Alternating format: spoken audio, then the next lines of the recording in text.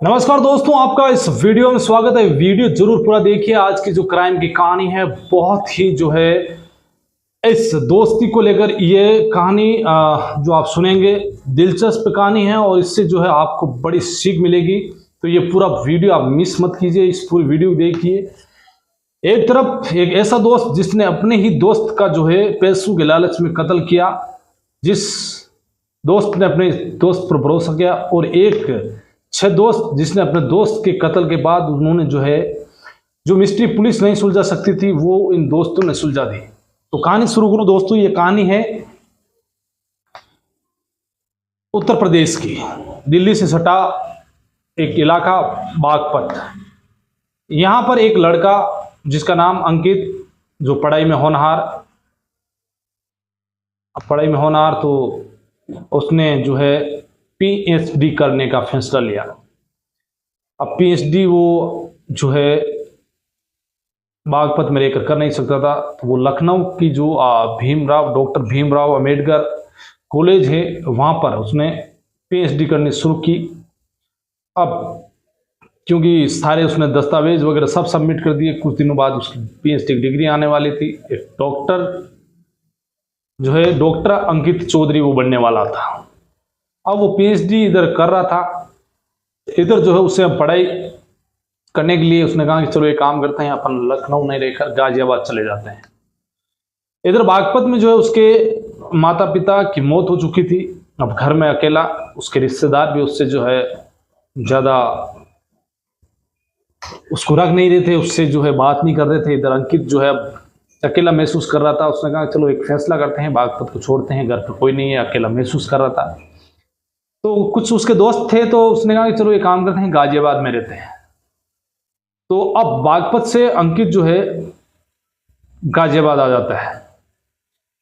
गाजियाबाद में वो रहकर पढ़ाई कर रहा है आराम से, अपने जो है एक रूम ले रखा है। उसके 6 अच्छे दोस्त, क्योंकि अब जिसका कोई नहीं तो उसकी कौन खैर सुने, क्योंकि माँ बाप होते हैं तो माँ बाप पूछते हैं औलाद को, फ़ोन करके एक बेटे को फ़ोन करते हैं, यदि बेटी है तो भी फ़ोन करते हैं कि कैसा है कैसा नहीं है।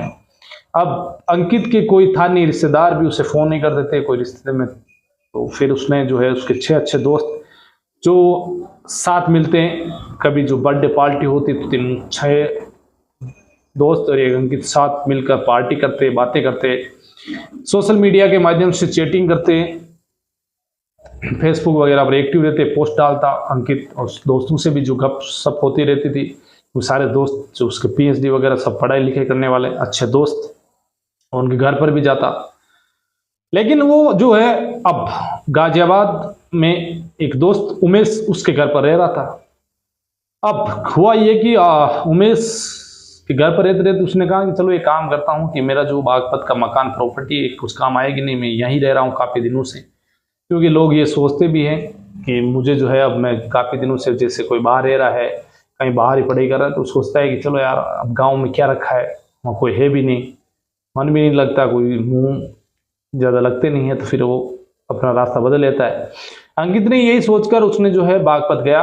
बागपत में जाने के बाद वो अपनी जो घर और प्रॉपर्टी थी उसे 1 करोड़ में बेचकर वापस आ गया। अब आया तो उसने सबसे पहले अपने अकाउंट में जो है 1 करोड़ रुपए जमा किए। अब उसने जो है अपने दोस्त जिसका नाम उमेश, उसे कहा कि चलो यार मैं एक काम करता हूँ, तुम्हारे मकान में मैं फ्री रहूँगा नहीं। उसने कहा नहीं तू मेरा दोस्त रह सकता है। उसने कहा नहीं, मैं तुझे किराया दूंगा और 2 कमरे मुझे चाहिए ही चाहिए। पहले 1 कमरे में रहता था, 2 कमरे ले लिए उसने कहा चल ठीक है किराया दे देना। अब धीरे धीरे वहीं रह रहा था। इधर जो है अब उमेश को ये पता था कि जो अंकित है वो 1 करोड़ रुपए की प्रॉपर्टी बेचकर आया। तो उमेश ने कहा कि यार दोस्त अंकित, तू एक काम कर, मेरे को छोटा मोटा बिजनेस खोलना है, तो मुझे 40 लाख उधार दे दे, मैं तुझे लौटा दूंगा।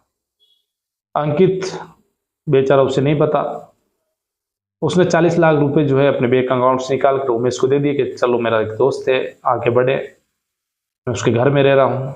उसने अपने दोस्त का भरोसा किया। ये बात है अक्टूबर की।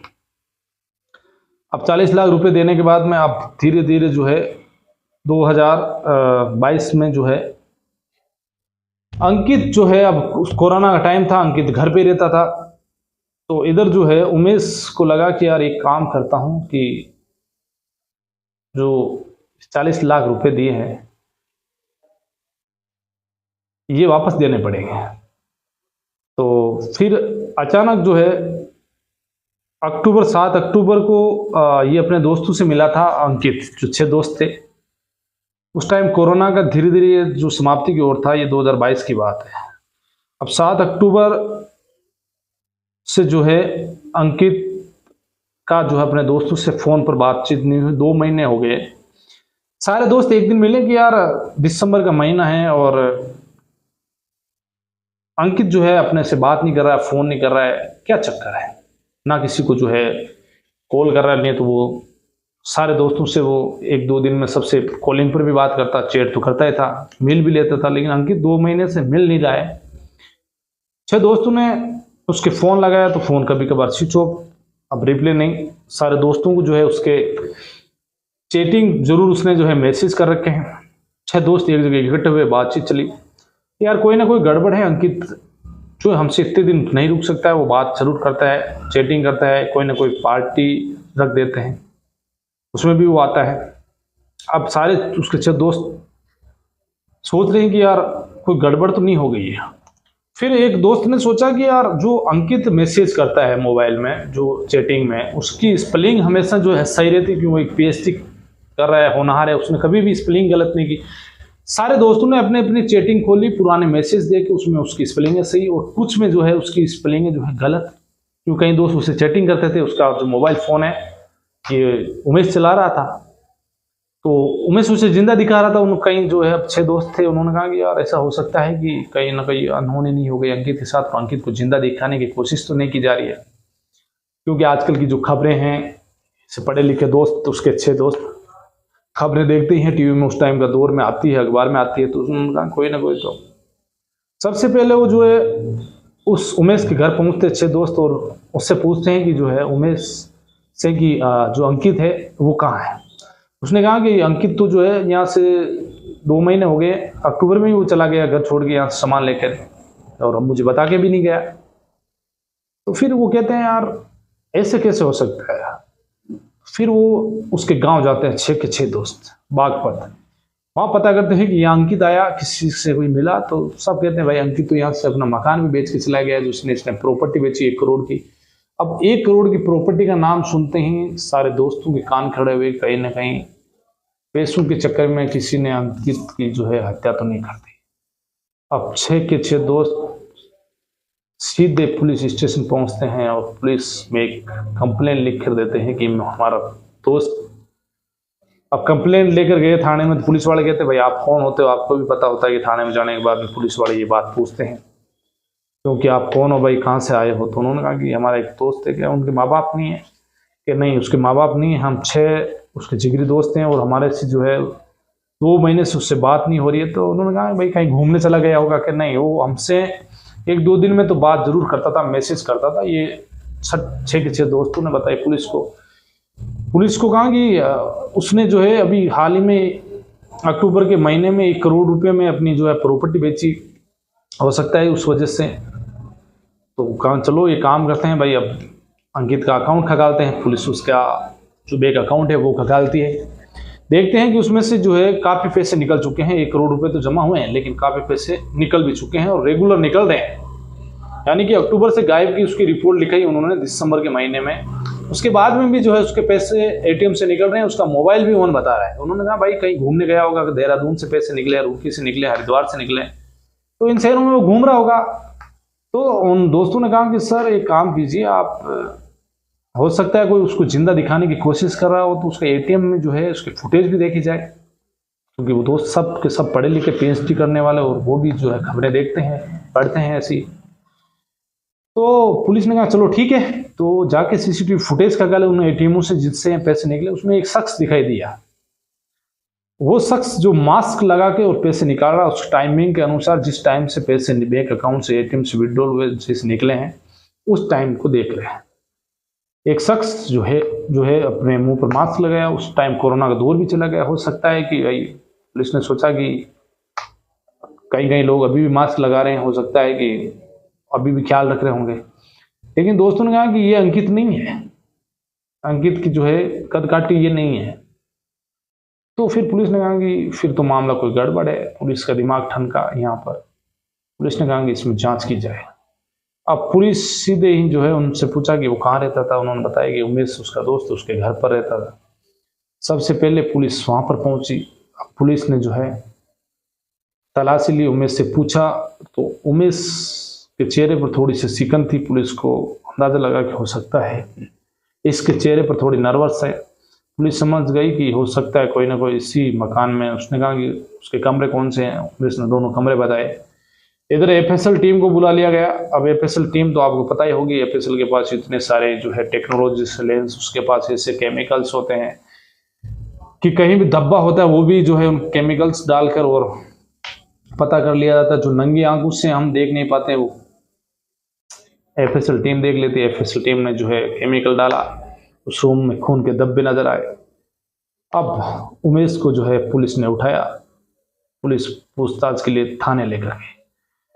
पुलिस ने अपने ही अंदाज में बड़ी मासूमियत से उससे जो पूछताछ की, कुछ ही पल में उमेश टूट गया। अब उमेश जो है पुलिस को सारी की सारी घटना जो है बताई। उमेश ने जो है पूरी कहानी इस तरह बताई कि अक्टूबर के महीने में जो है उसने बागपत का जो मकान था, उसका प्रॉपर्टी थी, वो बेचकर 1 करोड़ रुपए लेकर आया। उसके बाद में उसने जो है उस दोस्त, क्योंकि खास दोस्त था, वो भी उसके ही मकान में रहता था। अंकित को भरोसा था कि उमेश मेरा अच्छा दोस्त है, तो मैंने भी उसको कहा कि भाई मुझे 40 लाख रुपए की ज़रूरत है, मैं तुम्हें वापस दे दूंगा, मुझे एक बिजनेस शुरू करना है।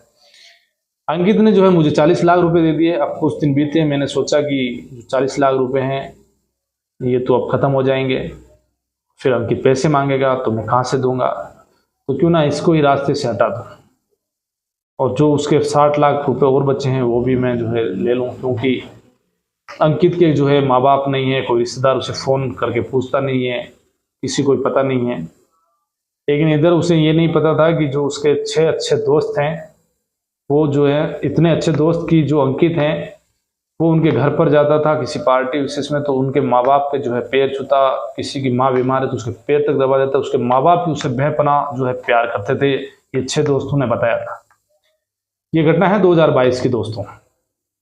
अब जो है उमेश ने आगे बताया कि मैंने जो है वो एक डॉक्टर के, ऑर्थोपेडिक डॉक्टर के वहाँ पर जो है काम करता है, प्लास्टर वलास्टर काटता। उसे पता था कि आरिस जो है कैसे काटा जाता है। तो एक दिन जो है 7 अक्टूबर को अंकित को उसने लाकर एक जूस पिलाया, उसमें उसने नशे की गोलियां डाल दी। अंकित जो है जूस पीने के बाद बेहोश हो गया। फिर उसके कमरे में उसके जो है पहले धड़ को काटा, सिर को काटा, फिर उसके जो धड़ थी, पूरा शरीर था, उसके 3 टुकड़े किए गए।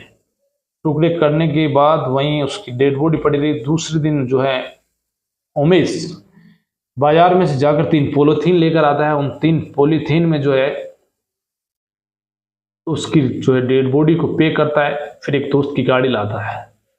दोस्त की गाड़ी लाने के बाद उस डेड बॉडी को जो है अपने घर से दूर एक जगह जो गंगनेर है वहां पर जाकर फेंका।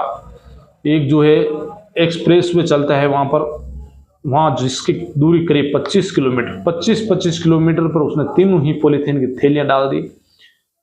उसके बाद वो चलकर घर पर आ गया। उसे पता था कि जो है एक साउथ नॉर्थ में डाला, एक ईस्ट में डाला, एक साउथ में डाला। उसे पता था कि जो है पुलिस उसकी जो डेड बॉडी है वो नहीं ढूंढ पाए। कभी ऐसा मामला हुआ, खुल भी गया, कभी कत्ल का पता भी चल गया। जो कमीज जो उसने पहन रखे थे सारे उमेश ने कपड़े, उस सारे कपड़े खोलकर वो भी जला दिए। अंकित के जो है कपड़े वो भी जला दिए। उसने सोचा कि कोई भी सबूत नहीं बचना चाहिए, लेकिन उसे ये नहीं पता था कि एक दोस्त था जो उसको कत्ल कर दिया। लेकिन 6 उसके 6 इतने अच्छे दोस्त जिन्होंने जो है पुलिस में जाकर कंप्लेन की, और उन्हीं की वजह से जो है ये कत्ल की गुत्थी सुलझी। अब पुलिस ने जो है इस मामले में सारी वो जो आ रही थी वो बरामद कर ली गई। उसके बाद में उसकी डेड बॉडी के जो है वो बरामद कर ली गई। उसके एविडेंस के माध्यम से, दोस्तों की गवाह के आधार पर उसका केस जो है कोर्ट में चालान पेश किया गया। तो एक तरफ एक ऐसा दोस्त, गद्दार दोस्त, जिसने पैसों के लालच में अपने ही दोस्त का कत्ल किया, और एक 6 वो दोस्त जिन्होंने अपने दोस्त के लिए उसकी जो है हत्या करने वाले को सलाखों तक पहुंचाया। तो आज की एक ये दोस्ती की कहानी थी जो आपको मैंने सुनाई।